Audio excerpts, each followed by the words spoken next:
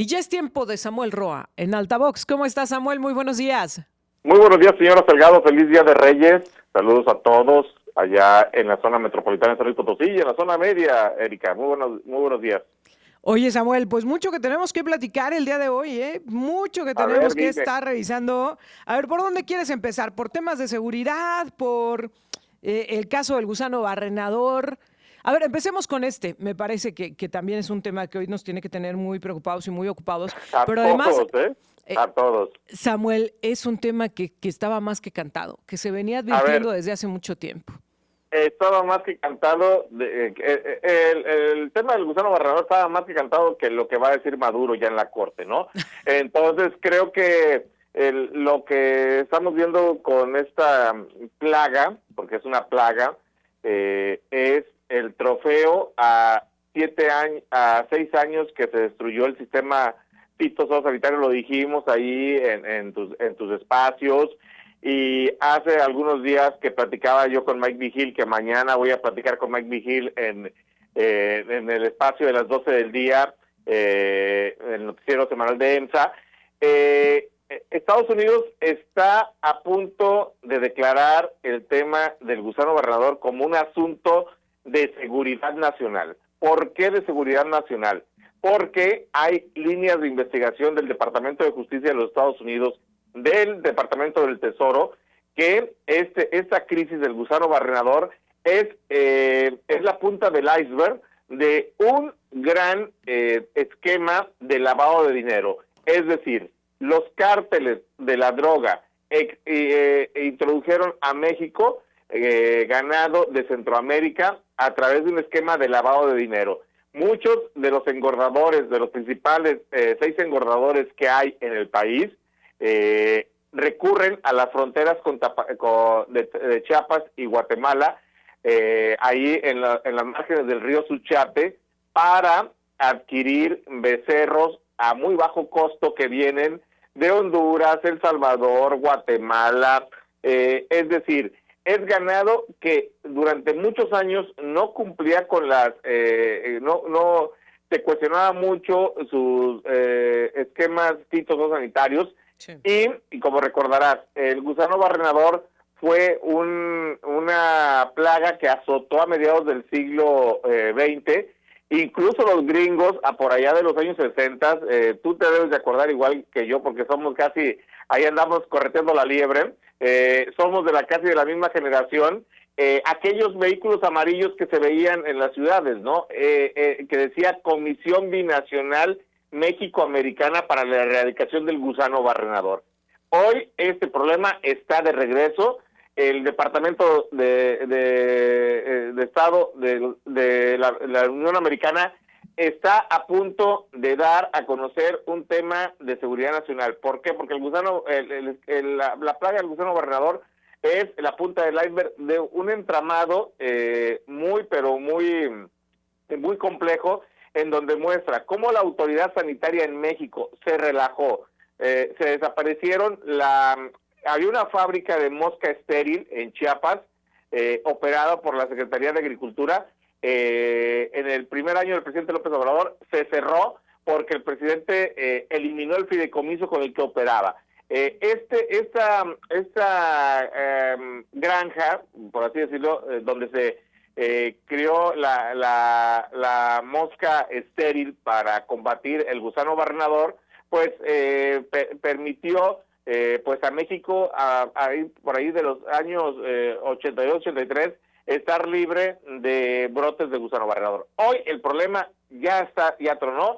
En Chiapas ya se reportan 4 víctimas, 4 personas muertas, porque el gusano barrenador, hay que decirlo, ataca primero a los animales, a los vacunos, a los ovinos principalmente, y después esta larva se traslada al ser humano. Ya hay 4 muertos.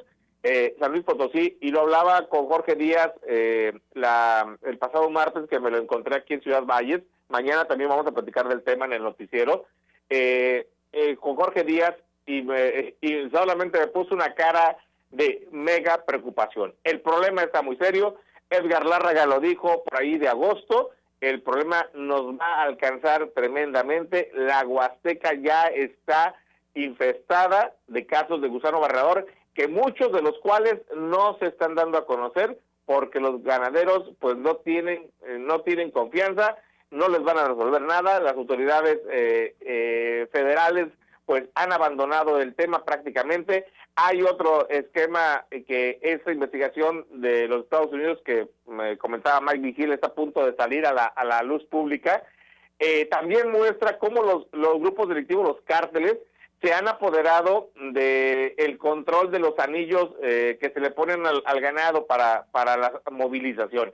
Entonces estamos hablando de un entramado en donde la delincuencia organizada se apoderó también de este esquema y que, bueno, los estadounidenses ya lo van a catalogar como un tema de seguridad nacional. Eso, Erika, aquí en China es una verdadera crisis de seguridad fitosanitaria y económica para el país, ¿eh? Ahora, justamente eso, a ver, Samuel, ¿cuáles van a ser las consecuencias, pero también cuáles han sido, pues, todas estas omisiones que tú ya nos referías, algunas que han permitido que llegáramos a estos niveles? Porque tú hablabas de cómo se destrozó el sistema fitosanitario, de la corrupción que ha existido y que ha permitido el ingreso del ganado sin verificar. Sin embargo, yo te preguntaría, a ver, en la reacción, ¿qué tanta capacidad hay de las instancias necesarias? Porque ayer decía el gobernador, no se preocupen, ya está la secretaria trabajando en el tema. Sí, pero ¿qué tanta capacidad hay dentro de los organismos que tendrían que estar reaccionando al respecto? ¿Qué acciones se han emprendido ya? Porque yo pensaría, si ya se comprueba un caso para el caso de San Luis Potosí, pues tendríamos que estar ya desplegando las medidas necesarias para que de pronto no estemos hablando de más, para que se pueda contener esta situación. Tengo que hacer una pausa, pero regreso y sigo platicando contigo, Samuel Roa. Claro, Erika. Estamos con Samuel Roa en Altavox. Estamos de regreso con Samuel Roa en Altavox. A ver, Samuel, ya platicábamos antes de la pausa este caso de gusano barrenador detectado, confirmado en el caso de San Luis Potosí. Y bueno, pues lo que decía la autoridad estatal, que decía ya lo estamos atendiendo, ya se está revisando. Sin embargo, tú hablabas de la serie de omisiones que permitió que en nuestro país se generara esta problemática. A ver, ya que estamos con el agua al cuello, ya que se está dando como una realidad, ¿qué se tiene que hacer? ¿Cómo tenemos que reaccionar, sobre todo en el estado de San Luis Potosí? ¿Qué medidas se tendrían que estar llevando a cabo? ¿Qué controles para garantizar que esto no se nos salga precisamente de las manos? Mira, no soy experto en ganadería porque acá había un dicho de don Gonzalo Santos, ¿no? Que con agua, pasto y dinero, cualquier tarugo es ganadero, ¿no? Por decir otra palabra, ¿no? Creo es importante, a ver, esto no es un problema que le corresponda, que las voces que vayan a salir van a decir, es un problema de Ricardo Gallardo. No, a ver, esto es un problema de un sexenio que se relajó la disciplina sanitaria. El problema, vete a Chiapas, ahí está, en las márgenes del río Suchiate, el tráfico de ganado de Centroamérica, cómo los cárteles se pelean por ese control y cómo esta situación, ahí los cárteles son los que cobran el impuesto de ingreso, son los que los engordadores van y les pagan la distribución hacia el interior del país. Esto que estamos viendo es una relajación de 6 años del esquema fitosanitario. ¿Qué tiene que hacer el gobierno del estado? Pues el problema ya lo tienen, ¿no? Ya estamos viendo que no hay controles que permitan a la Secretaría de Agricultura y a las autoridades sanitarias pues contenerlo. El tema ya lo tienen los estadounidenses en su frontera y entonces lo están tratando de contener, y pues lo único que nos queda como estado es coadyuvar el esfuerzo federal, porque los ganaderos hoy viven en un clima de incertidumbre. Pero también déjame decirte, ¿por qué se infestó la Huasteca de este producto irregular del ganado centroamericano?